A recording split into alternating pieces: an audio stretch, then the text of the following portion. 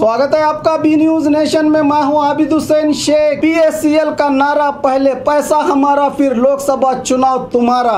आज all India safety organization AISO जिला बीजापुर की ओर से भूख हड़ताल करते हुए सिद्धेश्वर मंदिर से गांधी चौक तक रैली का आयोजन करके सुप्रीम कोर्ट के आदेश के बावजूद भी PACL ग्राहकों को पैसा नहीं मिलने के कारण आक्रोश व्यक्त करते हुए पहले पैसा हमारा फिर लोकसभा चुनाव तुम्हारा का नारा लगाते हुए PM मोदी राहुल गांधी कुमारस्वामी को आड़े हाथों लेते हुए उन पर निशाना साधा। इस मौके पर प्रदर्शनकारी महिला तनाव और परेशानी की स्थिति में कई महीनों से अपनी मांगों को लेकर रास्तों पर प्रदर्शन कर रही हैं। अब तक इन्हें इनकी मांगों को पूरा नहीं किया गया। क्या संबंधित सरकार अधिकारी और कंपनियां प्रदर्शनकारियों की जान का तमाशा देख रहे हैं? ऐसा ही आज एक घटना अपना होश हवास खोकर बेहाल जमीन पर गिर गई। कुछ देर तक प्रदर्शन में तनाव का माहौल देखने को मिला। मौके पर एम्बुलेंस बुलवाकर महिला को अस्पताल भेज दिया गया। भयंकर ತೊಂದರೆ ಆಗಿವು ಮತ್ತು ಇವತ್ತ ಕೇಂದ್ರ ಸರ್ಕಾರದ ಏನು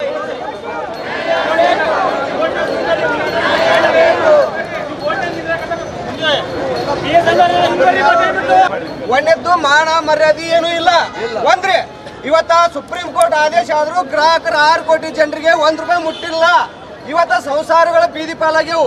ಬಡವರು ಊರು ಬಿಟ್ಟು ಇವತ್ತು ಏಜೆಂಟ್ರದವ್ರು ಊರು ಬಿಟ್ಟು ಹೋಗ್ಯಾರ। ಇವತ್ತು ಹೂಡಿಕೆ ಮಾಡಿದವ್ರು ಊರು ಹಾಕೊಂಡು ಆತ್ಮಹತ್ಯೆ ಮಾಡ್ಕೊಂಡಾರ।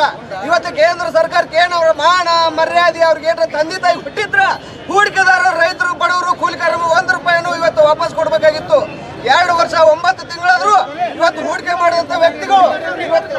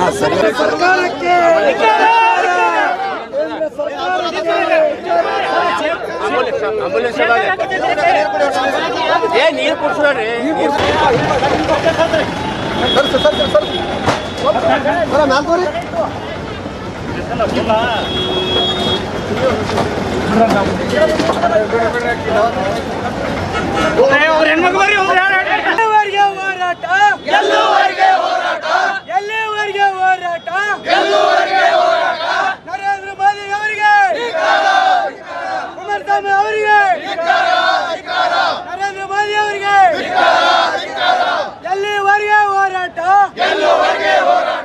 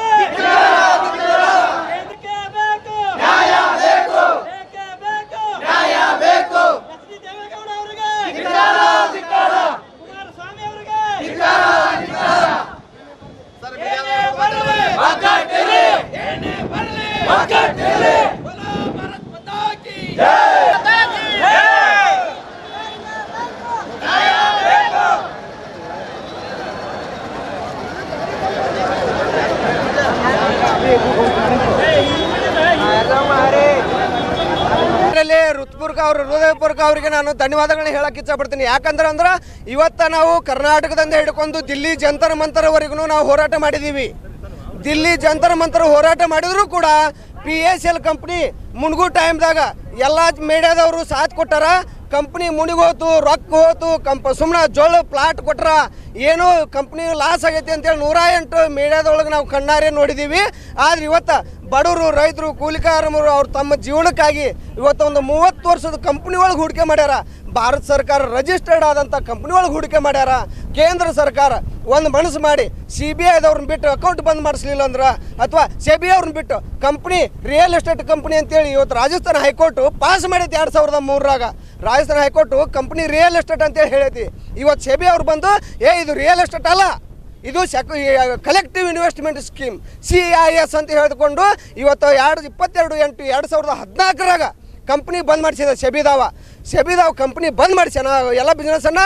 ಈ ಕಡೆ ಸೆಬಿದಾವ್ ಬಂದ, ನಿನ್ನ ಕಂಪ್ನಿ ಎಲ್ಲ ಅಕೌಂಟ್ ಬಂದ್ ಮಾಡಿಬಿಡು ಅಂತೇಳಿ ಇವತ್ತು ಸೆಬಿದಾವ್ ಹೇಳ್ತಾನ PSL ಕಂಪ್ನಿ ನೀನು 3 ತಿಂಗಳದ ರೊಕ್ಕ ವಾಪಸ್ ಕೊಡು, ಎಲ್ಲ ಒಂದು 5-6 ಕೋಟಿ ಜನದ ರೊಕ್ಕ ವಾಪಸ್ ಕೊಡು ಅಂತ ಹೇಳ್ತಾನ. ಈತ ನಾಟಕ ಮಾಡಕ ಕಂಪ್ನಿನ ಅಕೌಂಟ್ ಬಂದ್ ಮಾಡ್ಯಾನ. ಇವತ್ತು PSL ಕಂಪ್ನಿ ರೊಕ್ಕ ಹೆಂಗೆ ಕೊಡ್ತೈತಿ?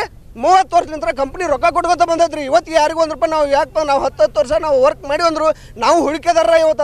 ಇವತ್ತು ಕಂಪ್ನಿ ನಿಯತ್ತಾಗಿ ಬಂದಪ್ಪ ಅಂದ್ರೆ ಕಂಪ್ನಿ ಬಂದ್ ಮಾಡಿಸ್ಲಿ, ಕಾನೂನು ರೀತಿ ಒಳಗೆ ಕಂಪ್ನಿ ತಪ್ಪಿಡಿದೆ ಬಂದ್ ಮಾಡಿಸ್ಲಿ. ಇವತ್ತು ಸುಪ್ರೀಂ ಕೋರ್ಟ್ ಆದೇಶ ಆಗೈತಲ್ರಿ, ಯಾಕೆ 6 ಕೋಟಿ ಜನರು ರೊಕ್ಕ ವಾಪಸ್ ಕೊಡಬಾರ್ದು? ಕಂಪ್ನಿ ಆಸ್ತಿ ಆಗೈತಿ. 10ರಿಂದ 15 ಕಂಪ್ನಿಗಳು company entire last end of the customer ನಾವು ರೊಕ್ಕ ವಾಪಸ್ ಕೊಡ್ತೀವಿ ಅಂತೇಳಿ ಕಂಪ್ನಿಗಳು ಬಂದವು. ಅವ್ರಿಗಾರ ಬಿಟ್ಟು ಕೊಡ್ಬೇಕಾ? ಇವತ್ತೇನು ಊರ್ಲಕ್ಕೆ ಹೋಗ್ಬೇಕಂಡ್ರಿ? ಇವತ್ತು ಏಜೆಂಟ್ ಏನಾಗಬೇಕು, ಹೂಡಿಕೆ ಮಾಡಿದವ್ರು ಏನಾಗಬೇಕು, ಇವತ್ತು ರೈತರು ಏನು ಮಾಡಬೇಕು? ಇವತ್ತು ವಿಜಯ್ ಮಲ್ಯ ಅಂತವ್ರು ಒಂದು ನಿಮಿಷ ತಡ್ರಿ, ಒಂದು ನಿಮಿಷ. ಇವತ್ತು ಕಂಪ್ನಿದು ಇವತ್ತು ಹೂಡಿಕೆ ಮಾಡಿದವ್ರು ರೈತರು ದುಡ್ಡು ವಾಪಸ್ ಕೊಡ್ತಾ ಇಲ್ಲ, ಇಂಥದ್ದು ಪರ್ಮಿಷನ್ ಕೊಡ್ತಾ ಇಲ್ಲ ಸುಪ್ರೀಂ ಕೋರ್ಟ್ದವ್ರು, ಕೇಂದ್ರ ಸರ್ಕಾರ. ಇವತ್ತು ಬಾರ್ ಅಂಗಡಿ ಸುಪ್ರೀಂ ಕೋರ್ಟ್ದವ್ರು ಆದೇಶ ಮಾಡಿದ್ರಿ, ಬಾರ್ ಅಂಗಡಿ ಮುಚ್ಚರಪ್ಪ ಅವನ್ನೆಲ್ಲ ನ್ಯಾಷನಲ್ ಹೈವೇಕ್ಕೆ ಹತ್ತಿದ್ದು ಅಂತ. ಹೊಳ್ಳಿ ಇಕ್ಕಟ್ಟು ಆ ಸೆರೆದ ಅಂಗಡಿನ ಓಪನ್ ಮಾಡಿಸಿದ್ರಿ. ಇವತ್ತು ಇದು ಸುಪ್ರೀಂ ಕೋರ್ಟ್ ಆದೇಶ ವಾಪಸ್ ಓಪನ್ ಮಾಡಿಸಿರಿ ಅಂತೇಳಿ ಅನ್ನುವಂಥದ್ದು ಒಂದು ಆದೇಶ ಹೊಡಿಸ್ತು. ಅದಕ್ಕಿಂತ ಸರಿಗುಡಕ್ಕೆ ಆಗೋದಕ್ಕೆ, ಸರಿಯಾಗಿ ಕುಡಿಯೋದಕ್ಕೆ ಇವತ್ತು ಅಂಥವೆಲ್ಲ ತಿದ್ದುಪಡಿಗಳನ್ನ ಮಾಡ್ಕೊಂಡು ಅದಕ್ಕೆ ಪರ್ಮಿಷನ್ ಕೊಡ್ತಾರೆ. ಇವತ್ತು ಬಡವರಿಗಾಗಿ, ಇವತ್ತು ಕೂಲಿಕಾರ ರೈತರ ದುಡ್ಡಿಗಾಗಿ ಯಾಕಿಂತ ಒಂದು ಮನಸ್ಸು ಮಾಡಿ ಒಂದು ಕೇಂದ್ರ ಸರ್ಕಾರ ಹೂಡಿಕೆದಾರರಿಗೆ ರೊಕ್ಕ ಯಾಕೆ ವಾಪಸ್ ಕೊಡಬಾರ್ದು? ಅವ್ರ ಜೀವನಕ್ಕೆ ಹೆಣ್ಮಕ್ಳು ನೋಡ್ರಿ ಇಲ್ಲ ಈಗ ಒಂದು ಕೊಟ್ಟಿದ್ದು ರೊಕ್ಕ ಏನೈತಿ ಮಕ್ಕಳ ಕೈಯಾಗ 10 ರೂಪಾಯಿ ಕೊಡೋದಾಗಂಗಿಲ್ರಿ. ನಮ್ಗೆ 1-2 ಬರ್ತಾ ಅಂತ ಹೇಳಿ ಕೊಟ್ಟಿದ್ದೇವ್ರಿ. ಹೊಳ್ಳಿ ಏನೈತಿ ನಮ್ಗೆ ನಾಗರಳಿದವ್ರಿ, ನಾವು ಎಡ್ರಾಮಿ ಹತ್ರ ಅಲ್ಲಿಂದ ಒಬ್ಬರೇ ಬಂದೀವ್ರಿ ಹೆಣ್ಮಕ್ಳು. ನಮ್ಗೇನೈತಿ ಗಂಡ ಮಕ್ಳು ಹೊರಗೆ ಹಾಕಿದಾರ್ರಿ. ಈಗ ಹೆಂಗೆ ಮಾಡ್ಬೇಕ್ರಿ? ಇದ್ರ ಸಲುವಾಗಿ 2-3 ಆತ್ಮಹತ್ಯೆ ಮಾಡ್ಕೊಂಡಾರ್ರಿ. ನಮ್ಗೆ ಸಾಕಾಗಿದೆ ರೀ, ನಾವು ಆತ್ಮಹತ್ಯೆ ಮಾಡ್ಕೋತೀವ್ರಿ, ಇದ್ರಾಗ ಆತ್ಮಹತ್ಯೆ ಮಾಡ್ಕೋತೀವ್ರಿ. ನಾವಂತ್ರ ಮನೆಗೆ ಹೋಗಂಗಿಲ್ರಿ ಇನ್ನು ಮೇಲ್ರಿ. ಏನ್ ಮಾಡ್ಬೇಕ್ರಿ? ಇವತ್ತ ಈ ಒಂದು 6 ಕೋಟಿ ಜನರು ಒಳಗೊಂಡಿರ್ತಕ್ಕಂಥ PSL ಕಂಪ್ನಿಯಲ್ಲೇ, ಈ ಕಂಪ್ನಿಯಲ್ಲಿ 6 ಕೋಟಿ ಕಸ್ಟಮರ್ ಅದಾರ, ಗ್ರಾಹಕರು ಅದಾರ. ಇವತ್ತು 1 ಕೋಟಿ ಜನರು ನಾವು ಏಜೆಂಟ್ರಾಗಿ ಕೆಲಸ ಮಾಡಿದ್ದೀವಿ. ಇದರಿಂದ ನಮ್ಮ ಸಂಸಾರಗಳು ನಡೀತಿದ್ವು. ಇವತ್ತು ನಮ್ಮ ಜೀವನ ಬೀದಿ ಪಾಲಾಗಲಿಕ್ಕೆ ಇವತ್ತು ಕೇಂದ್ರ ಸರ್ಕಾರನೇ ಹೊಣೆ ಅಂತೀನಿ ನಾನು. ಇವತ್ತು ನಮ್ಮ ಭಾರತ ನಾರಿ ಮಹಿಳೆ, ನಮ್ಮ ದೇಶದ ಮಹಿಳೆಗೆ ಭಾರತ ನಾರಿ ಅಂತಂದು ಒಂದು ಗೌರವ ಐತಿ. ಇವತ್ತು ಆ ಭಾರತ ನಾರಿ ಬೀದಿಗೆ ಬರ್ಬೇಕಾದ ಕಾರಣ ಕೇಂದ್ರ ಸರ್ಕಾರನೇ ಹೊಣೆ. ಇದಕ್ಕೆ ಇವತ್ತು ಸಂಸಾರಗಳೆಲ್ಲ ಹಾಳಾಗಿದ್ದಾವ. ಈ ಒಂದು ಕಂಪ್ನಿಯಲ್ಲಿ ಕಟ್ಟಿರ್ತಕ್ಕಂಥ ಗ್ರಾಹಕರಿಂದ ತೊಂದರೆಗೊಳಗಾಗಿರ್ತಕ್ಕಂಥ ಹೆಣ್ಮಕ್ಳು ಬೀದಿ ಪಾಲಾಗಿದ್ದಾರೆ. ಎಷ್ಟೋ ಜನರು ಊರ್ಲಕ್ಕೊಂಡಿದ್ದಾರೆ, ಎಷ್ಟೋ ಜನರು ಊರು ಬಿಟ್ಟು ಹೋಗಿದ್ದಾರೆ. ಈ ಒಂದು ವಿಚಾರ ಮಾನ ಮರ್ಯಾದೆ ನಾಚಿಕೆ ಅನ್ನಂಥದ್ದು ಕೇಂದ್ರ ಸರ್ಕಾರಕ್ಕೆ ಇದ್ದರೆ, ಈ ಒಂದು ಕೂಲಿ ಮಾಡ್ಕೊಂಡು ತಿಂದು ಕಟ್ಟಿರ್ತಕ್ಕಂಥ ಕಸ್ಟಮರ್ ಹಣ, ಬಡವ್ರ ದುಡ್ಡು, ರೈತರ ಹಣವನ್ನು ಈ ಒಂದು ಕಂಪ್ನಿ ಇವತ್ತು ನಿರಂತರವಾಗಿ ಜಂತರ್ ಮಂತರದಿಂದ ಹೋರಾಟ ಚಲವಾಗಿರ್ತಕ್ಕಂಥದ್ದು. ಈ ಒಂದು AISO ಆರ್ಗನೈಸೇಷನ್ ವತಿಯಿಂದ ನ್ಯಾಷನಲೈಸ್ ಆಗಿ ಪ್ರತಿ ರಾಜ್ಯದಲ್ಲಿನ ಈ ಒಂದು ಗ್ರಾಹಕರಿಗೆ ನ್ಯಾಯ ಕೊಡ್ರಿ ಅಂತಂದು 4 ವರ್ಷದಿಂದ ನಿರಂತರ ಹೋರಾಟ ಮಾಡ್ತಾ ಇದ್ದೀವಿ. 50 ದಿವಸದಿಂದ ಇದೇ ಬಿಜಾಪುರ ಜಿಲ್ಲಾಧಿಕಾರಿ ಆಫೀಸಿನ ಮುಂದೆ ಇವತ್ತು ಉಪವಾಸ ಸತ್ಯಾಗ್ರಹ ಮಾಡ್ತಾ ಇದ್ದೀವಿ. ಇವತ್ತಿನವರೆಗೂ ಈ ಒಂದು ಸಮಸ್ಯೆಯನ್ನು ಏನಾಗೈತೆ ಅನ್ನೋಂಥ ಒಂದು ವಿಚಾರಕ್ಕೆ ಅಧಿಕಾರಿ ವರ್ಗದವರಾಯಿತು, ರಾಜಕೀಯದವರಾಯಿತು ಮುಂದೆ ಬಂದು ನಿಮ್ಮ ಸಮಸ್ಯೆ ಏನನ್ನಂಥದ್ದನ್ನು ಕೇಂದ್ರ ಸರ್ಕಾರಕ್ಕೆ ತಿಳಿಸಿ ಹೇಳುವಂಥ ಒಂದು ರೀತಿಯಲ್ಲಿ ಇವತ್ತು ಇದನ್ನು ಮಾಡ್ತಾ ಇಲ್ಲ, ಬಗೆಹರಿಸ್ತಾ ಇಲ್ಲ. ಈ ಸಮಸ್ಯೆ ಇವತ್ತು ಭಾರತ ನಾರಿ ಬೀದಿಗೆ ಬರಬೇಕಾದ ಕಾರಣ ಮಾನ ಮರ್ಯಾದೆ ಇಲ್ಲದೆ ಇರತಕ್ಕಂಥ ಕೇಂದ್ರ ಸರ್ಕಾರನೇ ಕಾರಣ ಅಂತಂದು ನಾವು ಆಪಾದನೆ ಮಾಡ್ತೀವಿ. 6 ಕೋಟಿ ಗ್ರಾಹಕರು ಕೂಡಿ ಇವತ್ತು 6 ಕೋಟಿ ಗ್ರಾಹಕರ ಹಣ 51,000 ಕೋಟಿ ಐತಿ. ಈ ದೊಡ್ಡ 30 ವರ್ಷದಿಂದ ವ್ಯವಹಾರ ಮಾಡಿರ್ತಕ್ಕಂಥ ಈ ಕಂಪ್ನಿಯಲ್ಲೇ ಇವತ್ತು 51,000 ಕೋಟಿ ಕ್ರೋಢೀಕರಣ ಇರತಕ್ಕಂಥ ಆಸ್ತಿಗಳನ್ನು ಒಳಗೊಂಡಿರ್ತಕ್ಕಂಥ ಕಂಪ್ನಿಯ ಗ್ರಾಹಕರ ಒಂದು ಹಣವನ್ನು ಕೊಡಲಿಲ್ಲ ಅಂತಂದರೆ ನಾವು ಮುಂದಿನ ದಿನಗಳಲ್ಲೇ ದೊಡ್ಡ ಹೋರಾಟನ ಮಾಡ್ತೀವಿ ಅನ್ನೋಂಥ ಒಂದು ವಿಚಾರವನ್ನು ಹೇಳಲಿಕ್ಕೆ ಇಷ್ಟಪಡ್ತೀನಿ. ಜವಳಿ ಸೋಷಿಯಲ್ ಗ್ರೂಪ್ ಅಸೋಸಿಯೇಷನ್ ವತಿಯಿಂದ ಹಾಗೂ ಸ್ವಾಭಿಮಾನಿ ಬಿ ಶ್ರೀರಾಮುಲುರವರ ಆಶೀರ್ವಾದದಿಂದ ಸರ್ವಧರ್ಮ ಉಚಿತ ಸಾಮೂಹಿಕ ವಿವಾಹ ವಿಜಯಪುರ ಜಿಲ್ಲೆಯಲ್ಲಿ ಆಯೋಜಿಸಲಾಗಿದೆ. ಬರುವ ಜನವರಿ 13ರಂದು ಈ ಸರ್ವಧರ್ಮ ಉಚಿತ ಸಾಮೂಹಿಕ ವಿವಾಹಗಳು ನಗರದ ಅಂಜುಮನ್ ಕಾಲೇಜ್ ಮೈದಾನದಲ್ಲಿ ನಡೆಯಲಿವೆ.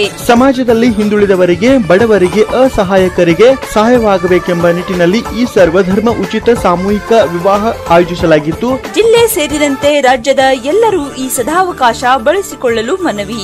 ಸರ್ವಧರ್ಮ ಉಚಿತ ಸಾಮೂಹಿಕ ವಿವಾಹಗಳು ದಿನಾಂಕ 13/1/2019. ಸ್ಥಳ ಅಂಜುಮನ್ ಕಾಲೇಜ್ ಮೈದಾನ, ಮನುಗುಳಿ ರೋಡ್, ವಿಜಯಪುರ.